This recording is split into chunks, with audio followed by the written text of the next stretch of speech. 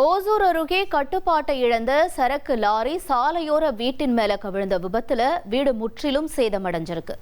சூளகிரி அடுத்த தியாகராசன பள்ளியில தனியார் தொழிற்சாலைக்கு சரக்கு ஏற்றிட்டு போன லாரி திடீர்னு ஓட்டுநரினுடைய கட்டுப்பாட்டை இழந்து சாலையோரத்துல தாழ்வார்ந்த வீட்டின் மேல கவிழ்ந்திருக்கு. இந்த விபத்துல வீட்டு சுவர் முழுவதும் இடிந்து வீடு கடுமையா சேதமடைஞ்சிருக்கு. காட்சிகளை பார்க்கிறோம். வீட்டில இருந்த பெண் படுகாயங்களோட மருத்துவமனையிலையும் அனுமதிக்கப்பட்டிருக்காங்க.